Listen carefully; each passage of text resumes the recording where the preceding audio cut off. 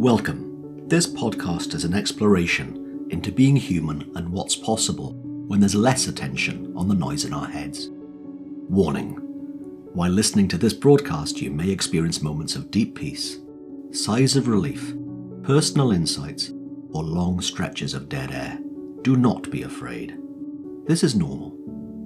Under the Noise with Wyn Morgan and Kate Roberts.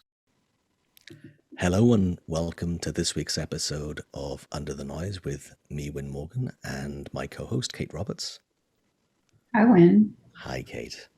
And today we are delighted to be joined by Dicken Bettinger. Hi, Dicken.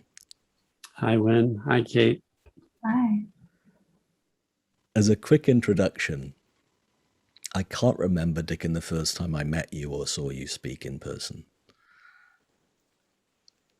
But here's the other thing that always strikes me about you, that in the times that I've bumped into you, whether it's in a place for breakfast or it's dinner at a friend's house watching basketball, which I remember very fondly, or anywhere else in Los Angeles and La Conner and other places in Minneapolis, and there's a quality that I've noticed about you that instantly calms me down and brings me home. And often it's without any kind of consciousness on my behalf, it just happens. And anyway, I just wanted to let you know of that experience that I have in your company. You know, it's striking that the title of your podcast is Under the Noise, and you talk about calming down. Because we all know what it is to be up tight, right? But we don't often see the value or the benefits of calming down.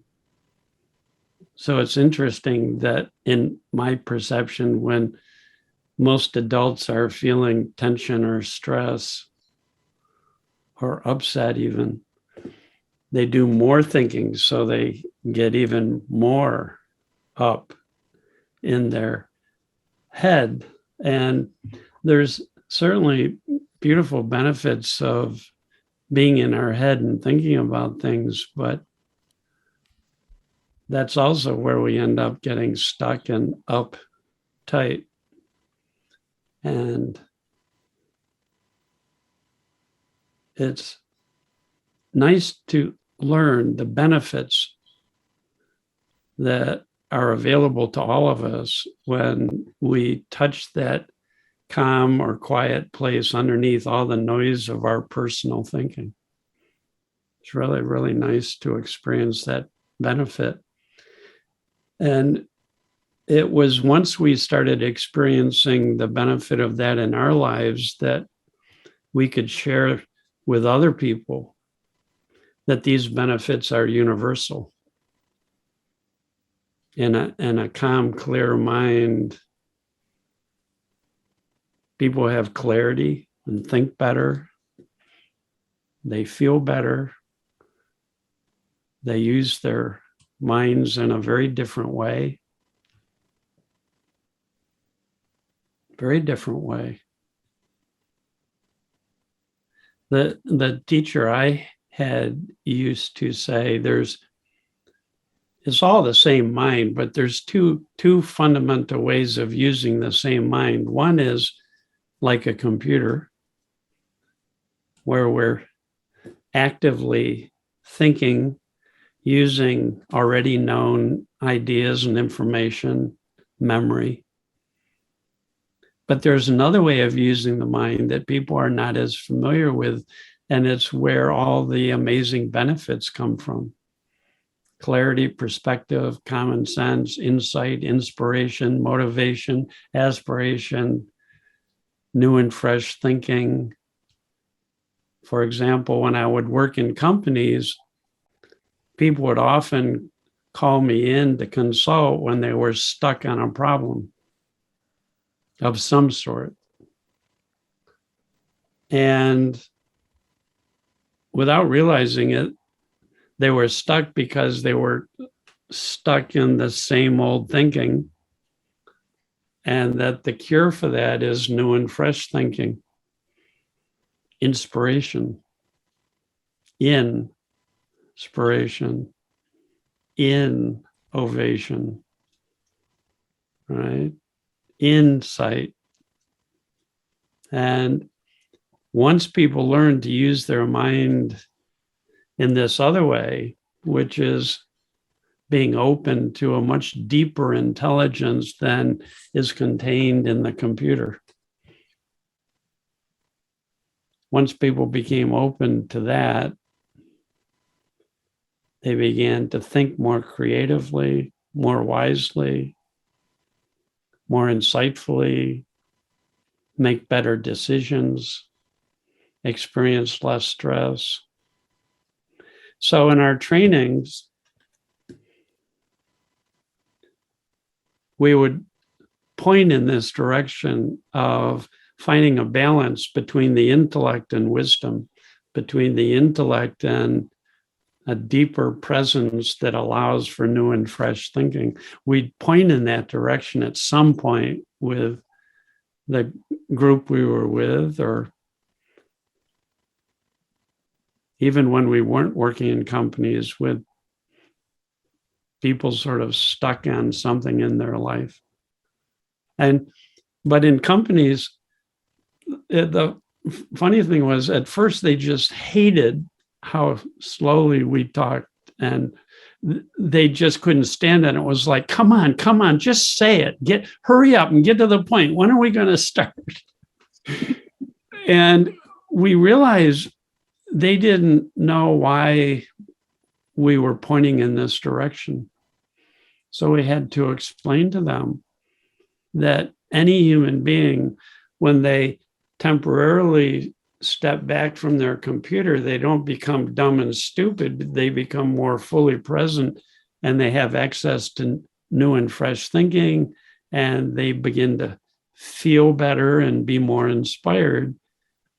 And as the logic of that sunk in, pretty soon on our feedback forms, evaluations of our work, the thing they loved the most was that they learned the benefit and value of going beneath the noise, quieting down, and accessing deeper feeling and new and fresh thinking. And that's what they liked most about the trainings. They had time to reflect and find answers they hadn't found before. Wow. What was the biggest resistance that you had at that time that you remember?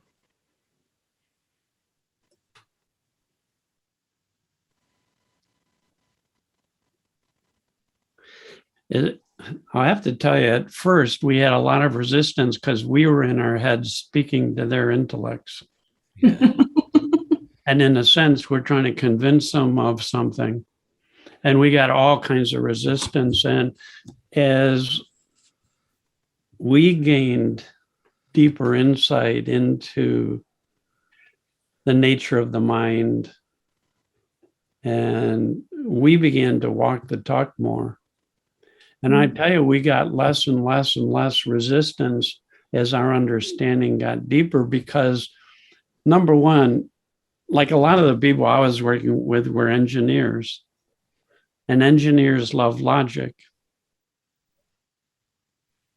And once they started hearing the logic of how the mind works and our natural capacity to access greater resources within our minds, they loved this.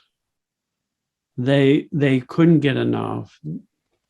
I would do one training, they'd be begging for another, and then another team would see that team changing, and then I'd get a call from someone I didn't know saying, we want what those guys got. They used to be so stressed out and frenetic, and now they're calm and productive, and they seem to really are enjoying themselves at the same time. So it's interesting if you speak to someone beyond just their intellect, it resonates on a level deeper than intellect, and you don't get resistance. It starts making sense to people because we've all experienced the benefits of being in a state of mind where we feel inspired and creative and responsive, and even in traditional problem solving, they say, think about a problem and then set your computer aside and brainstorm, because that's the only way you're going to find new and fresh answers to any problem. And yet most of us don't do that. And so we explain what gets in the way of doing that and why looking in that direction has enormous payoffs in life, in relationships, in work. Enormous payback.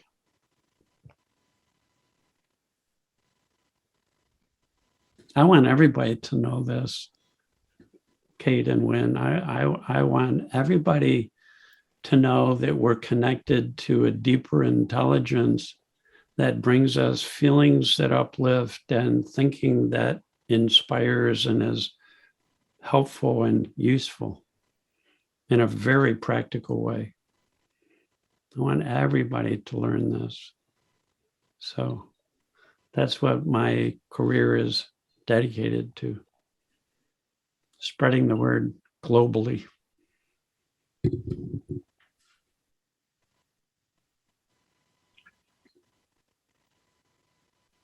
And again, one of the inspirations for the genesis of this podcast was exactly to that end.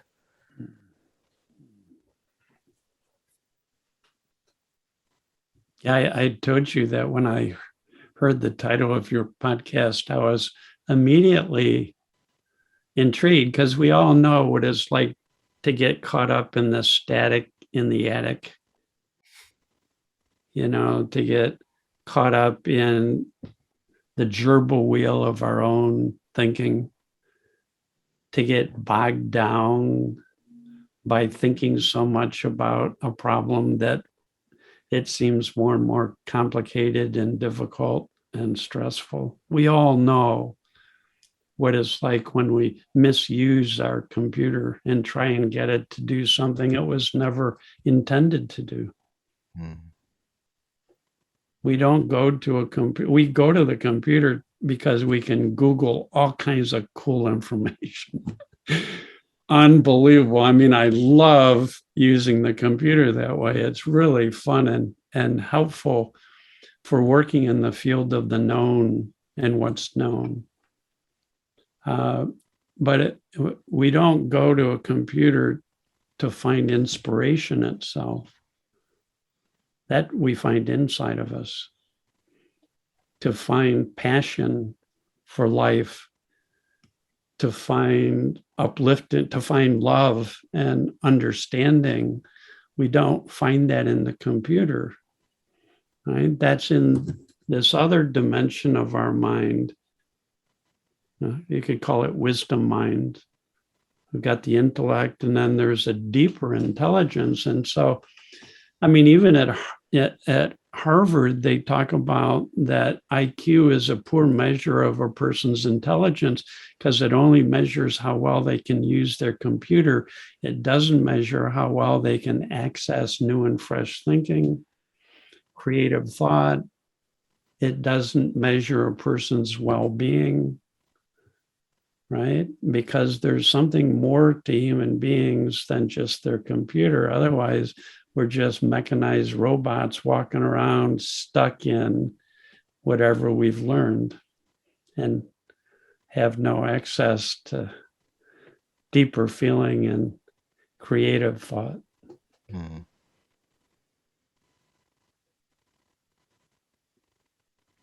I can't tell you how many times, for example, I went into companies and they said, this is an insolvable problem. We've been working on it for years. And we just get more polarized in our discussions, and it's not going anywhere. And people are arguing and fighting, and it's not pretty, and lots of stress. And our performance is going down.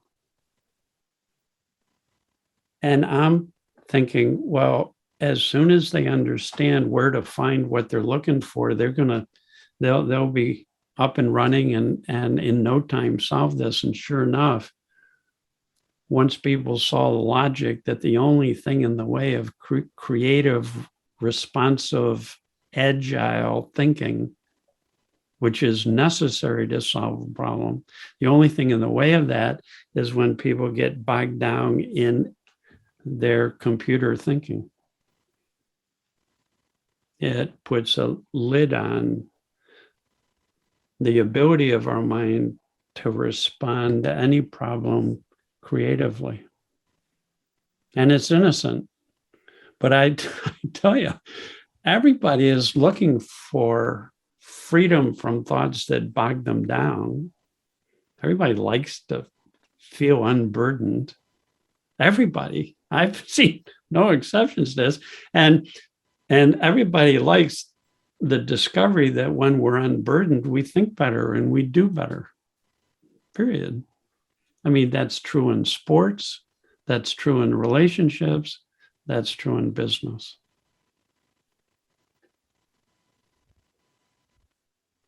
Anybody who is an athlete will tell you, if I get bogged down in my thinking, my performance goes out the window and my enjoyment for this sport diminishes. Anybody in sports will tell you that. They have learned the value of using the mind wisely and being wide open to responsive thinking in the moment. Oh, now the same is true, though, for people in relationships or people in business.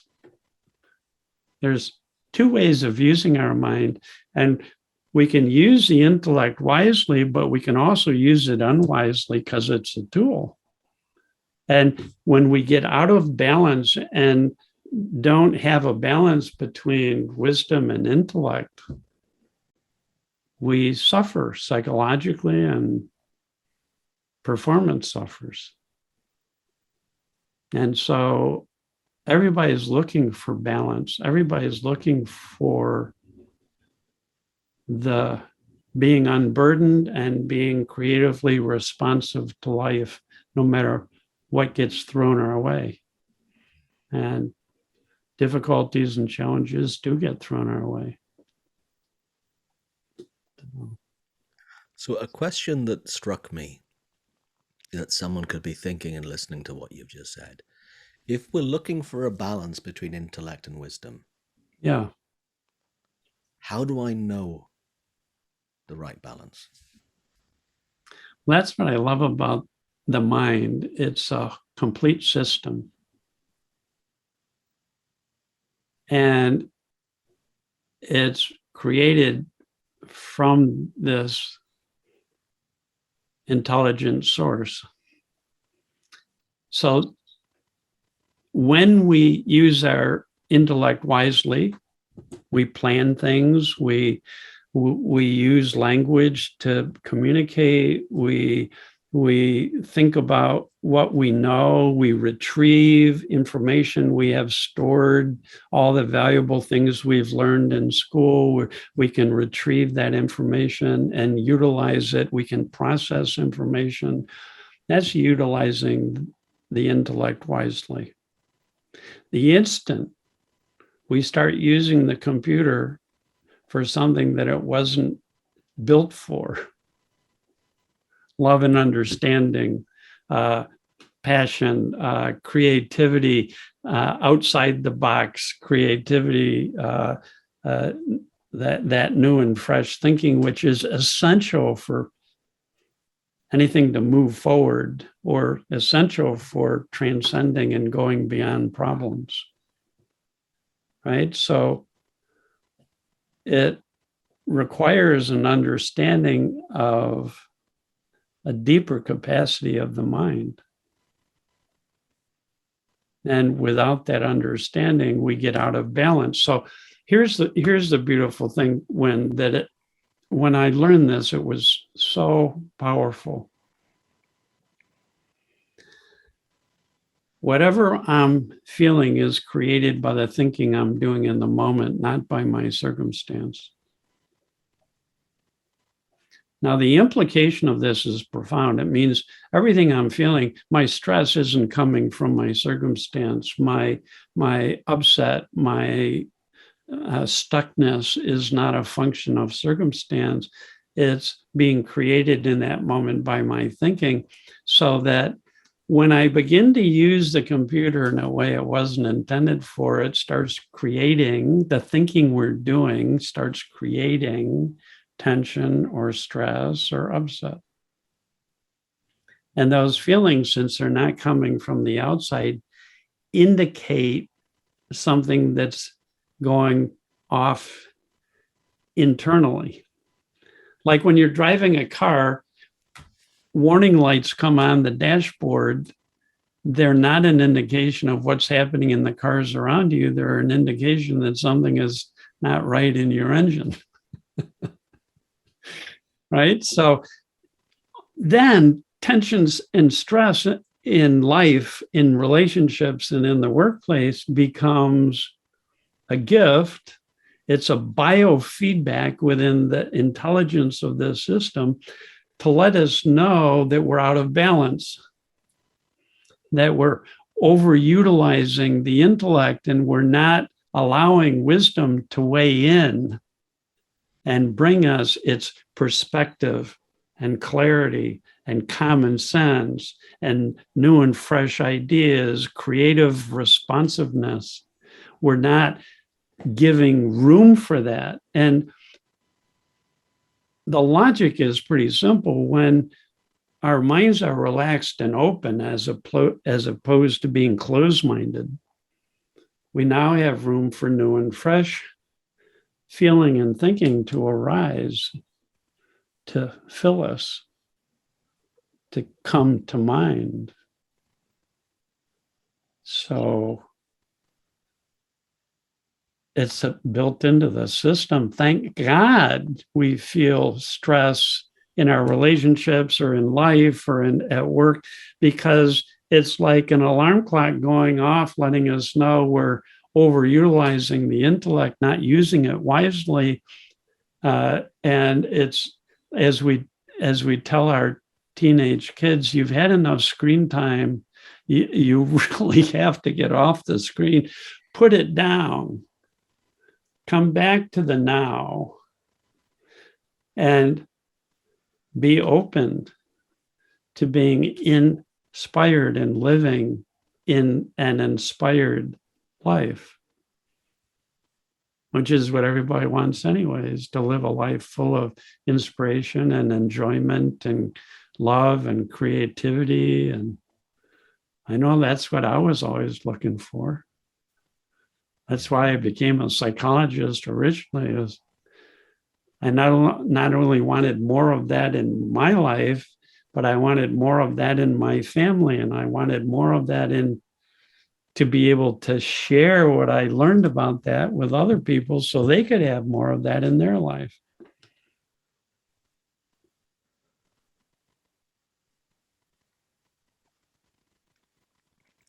There's a metaphor there that I don't know I've heard so clearly before as right now. And goes back to the dashboard of the car that tells us there's something up with the car, our car, not the other cars. Exactly. Something within the system of the car. Right. And then and I remember it vividly, for me, when I would get overheated and my dashboard was revved up and I was in my intellect, it always looked to me as if it was coming from the outside. Yeah. It wasn't my own system that was the indicator. That was an indicator that something out there isn't right. That car is misbehaving, and that's the cause of my over revving. That's the cause of my engine overheating. And what you've just said, I think, is just a wonderful way of realizing that that isn't coming from anything other than from our own system. And that's a beautiful, and I don't think I hear it that often when someone says, thank God for stress. Yeah. Right? Which is something that you said, because it is a way that we can then go back, get reflective, and then realize that, wait a minute, that's me. Without understanding that my stress is created by my own thinking and not my circumstance. I didn't like stress because it's being done to me by life. So I felt victimized. And I hated stress. I hated feeling that way. So I try to get rid of it by doing all the things that the books say you need to do to get over stress, the 7 steps or the 21 steps or the techniques. And so I was constantly trying to manage the stress that I felt the world caused me. And when I started working in businesses, I started seeing most often it was stress that was creating the problem for the people in the workplace. When people are stressed, they don't work well, they don't think clearly, they don't make good decisions, they don't communicate very clearly and effectively, they don't solve problems while they're caught in stress. Productivity goes down, mistakes are made. Now, I knew that to be true from the years in which I played sports. When I was caught up in my head and stressed out, I did not perform well and I wasn't a good team player. And when I was out of my head, you could say in your heart or in this open mind, boy, did I enjoy sports. Just every moment. And I was doing stuff I didn't even know I could do. Right. And did well. But as soon as I stepped off the field or the court, I'd be back in my head. And that thinking would generate anxiety or worry or stress or confusion, a lot of just confusion. And then I'd try to think my way out of those things because I didn't like them. And I'd try to do my way out of those things. So what a joy to come across the teaching that says actually and scientifically stress does not come and never has come from circumstance. It's created from within via thought. And when your thinking changes, the feeling changes. That's how people get over stress. Their head clears of thoughts that create the stress. So that was a turning point for me in terms of feeling, because then feelings were an indication that I was caught up in and holding thoughts that were creating this tension. I was holding my attention on and thinking in a way that was feeding and keeping alive this stress. And I'd lose my resilience. I would get down and stay anxious or stressed. But seeing that it was coming from inside, when I would see it was my own thinking, of course, I'd take my hands off the thinking that's creating that discomfort. Just like when you put your hand on a hot stove, when you realize where the pain is coming from, you don't need techniques. You don't need effort. You don't need trying. You just go, oh. So when I've been sharing this with people all over the world, when anyone begins to realize right now, at this moment, my tension is created by my own thinking, it brings people back to the now. And in the now, stress can't be chronic. Our thinking is no longer stuck and it flows. We drop that stressful thinking and we become less burdened by it. We start lightening up, right? Feeling better. right? When people are upset, when they get that upset thinking off their mind, they feel better. When we feel better, we're wide open to new and fresh thinking. So thank God we feel tension, stress, and upset if we understand that's a beautiful part of this system, that it's the alarm letting us know it's time to allow some balance from this deeper intellect, this deeper knowing, this deeper way of using thought, this deeper mind, this tapping into the wisdom of that is behind all of life.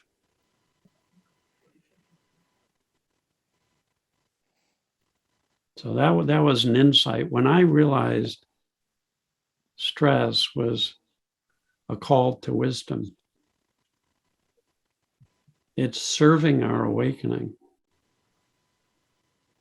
is an indication we're innocently misusing the computer, trying to get new and fresh thinking out of a computer, trying to get feelings of well-being out of a computer. It doesn't, no one can do that. It doesn't work that way. It's an innocent misunderstanding.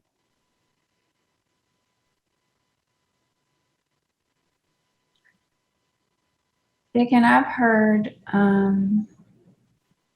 or read that our feelings are a lot like a compass, where kind of love is the true north, right? Yeah. Yeah. And the further we move away from that, like you said, we have these feelings of stress or anxiety, and anger, all of that. So if those emotions of stress are our gifts that we're moving away, Yeah. who we are, I guess, the Yeah. true north. What do you think when we are in personal thought that actually feels good? It's still personal thought, Yeah. but it has such a different feel, and it's almost like guidance in the opposite direction. Hmm. How do you see personal thought, but personal thought that seems to align more with that intelligence and with that love that we are?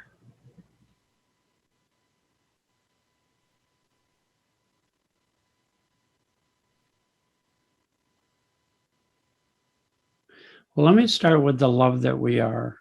Okay. Let me start there and work backwards or forward or whatever way from that. Let me just explain to you why in wisdom teaching or from teachers throughout the centuries, they'll say love is our true nature. Why have they said that, and what's the evidence? And well, let me just start with observation. Whether it's my own experience or watching other people. When we're caught up in thought, that's when we feel different and separate from life, from people. For example, if we went for a walk in the woods, Kate, and I was caught up in my personal thinking, I can pretty much guarantee you I wouldn't see any beauty around me. Mm-hmm. I may not even notice the trees. I've done that before where I'm worrying about a problem and I don't experience any enjoyment or beauty or feelings of connection. When I walk in the woods, if we walk in the woods and our minds get quiet, I guarantee we'll see beauty.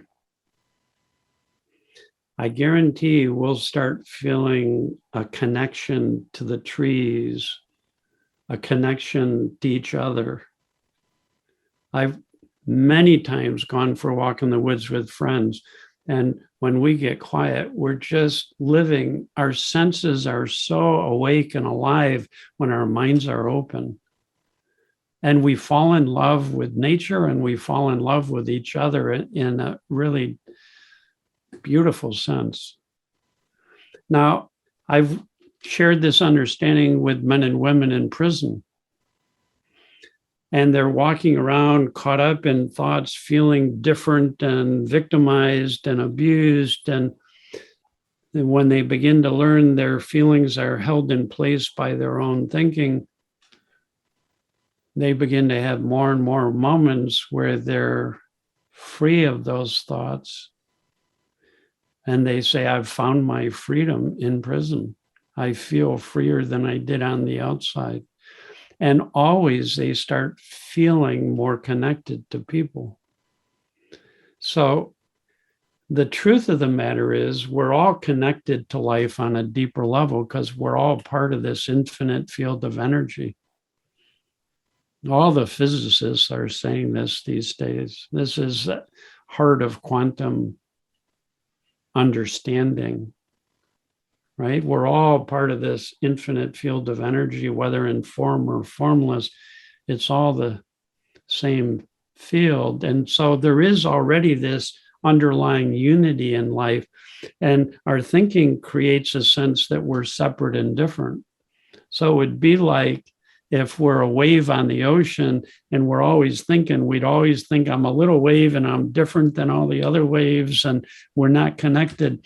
And when you fall out of that misunderstanding, you go under the noise of your thinking into an experience of connection. You realize the oceanness of life.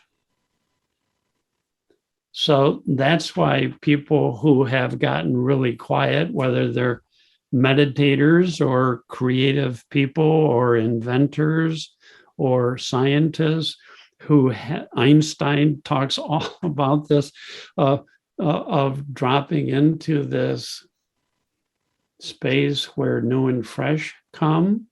And always people start feeling more connected to whatever is around them. Whatever is around them. So the feeling of love is a recognition of the truth of unity and connection that's already in existence. Now, we're given this gift of having a computer. It was part of an evolutionary process where our brains developed to the point that they could also be used to store information, process information. It creates a sense of time. We can say, I'll see you tomorrow for lunch, and we can understand what that means. When we fall out of thinking, we fall out of concepts of time. We experience the timeless now, and always there's quiet, always quiet in this space within, quiet, and a feeling of connection, peace, joy, love. So there's nothing wrong with using our computer. It's a gift, and it's a beautiful thing. It allows us to create speech and language and math and share ideas and process information and figure out what time to go to the airport. And there are times when we either overuse it, even positive thinking, like you're asking about. If we stay in positive thinking, we still are not accessing new and fresh. Mm-hmm. So when people go beyond positive and negative thinking, they discover new and fresh thinking that by nature is uplifting and useful and wise and loving. Mm-hmm. So when we get out of balance, we start having difficulty in life, at work, in our relationships. Mm-hmm. For years, I tried to be a positive thinker. And it took so much effort and so much work. And when I was thinking positive, I was not fully present. So my kids called me Space Cadet. And I'm going, what? I'm here, I'm positive, but I wasn't here. My wife would say, you're not listening. And I say, yes, I am. And I'm thinking about 10 things. Right? Because I didn't know about balance. I didn't know about wisdom mind. I didn't know about our core of love, presence, wakefulness. I didn't know that. And fortunately, I met a teacher that reminded me of that, and it made sense. And I just started catching myself thinking up stress constantly and coming back to the present moment over and over again. And then I would feel less burdened and feel a little lighter. And my kids noticed it, and they noticed I was being more present and less of a space cadet. And I started lightening up and enjoying life more again, and being able to laugh and play. And then I found out when I was in those states of mind at work, I did extremely well.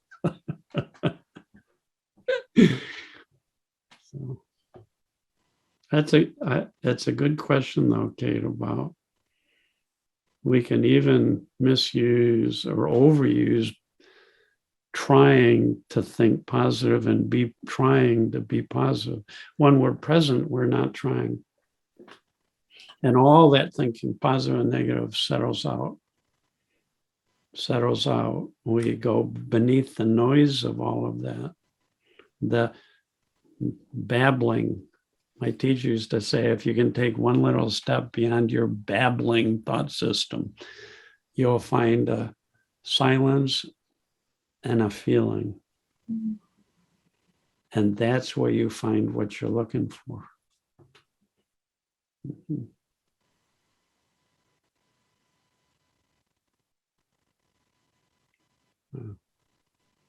That was a long way around to get to answering your question. No, I love that. Okay. Silence and the feeling. Yeah. Yeah. Here's a couple of quotes from my teacher about that. Mm-hmm. Sometimes he would call silence the state of no thought. You didn't mean you didn't have thoughts, but you weren't engaged in personal thinking. Mm-hmm. He'd say the state of no thought and the feeling of love are coupled together like lovers. You find one, you'll find the other. Mm-hmm. You say truth is always found in silence and a beautiful feeling. I want everybody not only to think about this or learn it intellectually, but to experience that when we do rest in the now,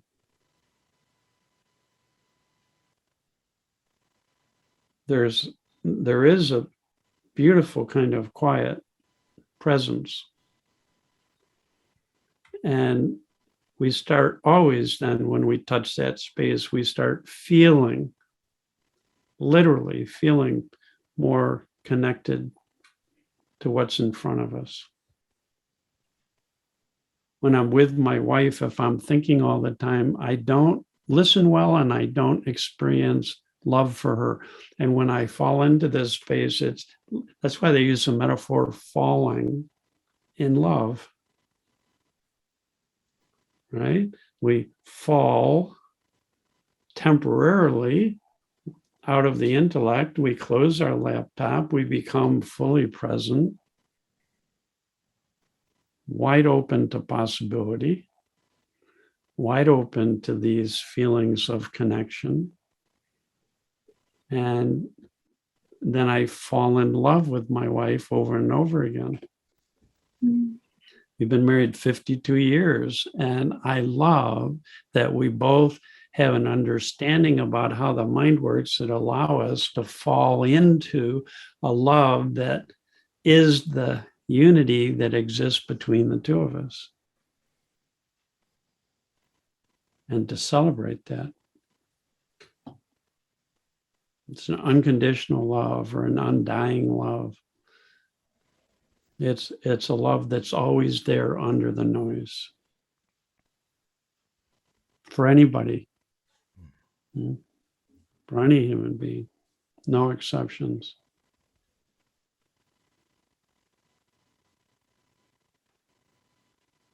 Dicken, I'd love a listener listening right now to be able to find that quote from Sydney Banks. Which quote? So you did mention just now about your teacher, and you read a quote about the lovers. Oh, yeah. I can tell you where that's from if you're interested. Yeah, I'd love to. Here it is. It's from a book that talked about the early teachings of Sid Banks, who was my teacher. It's called The Island of Knowledge. Island of Knowledge, that's in there. Yeah, it's a little paperback. It talks about how this welder from Scotland with a 9th grade education had this awakening or enlightenment experience, and you get a good sense about how he talked about what he realized early on, if people are interested. Or you can go to www.sydbanks.com, and there's free videos and audios that anyone can live stream and listen to. He is quite a teacher, the most ordinary, down-to-earth man who went from being an insecure welder to a world teacher and could talk to a room full of engineers and tell them why Einstein's E equals MC squared couldn't have been true, and he can and settle down a whole room of physicians and get them fully engaged in learning about well-being and wisdom. So yeah, interesting person. And we'll add that link if you didn't catch it. We'll add that link to the description, and the Linda Quiring wrote that. Linda Quiring's The Island of Knowledge. It's sort of an introduction to the early teachings of Sydney Banks, and Beautiful. the website would have more of his later teaching about these 3 universal principles of thought, consciousness, mind.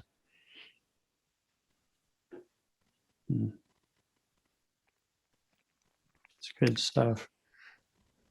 Dicken, I could listen to you for weeks. It's been delightful being with both of you, honestly. Oh, likewise. Really delightful. I'm so glad we can have this talk and share this message with a greater audience. Thanks. So thanks to the audience. Thank you. Yeah. Bye-bye. You've been listening to Under the Noise.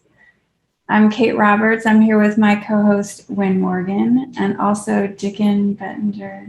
Thanks, Dicken, again for being with us. Oh, my pleasure.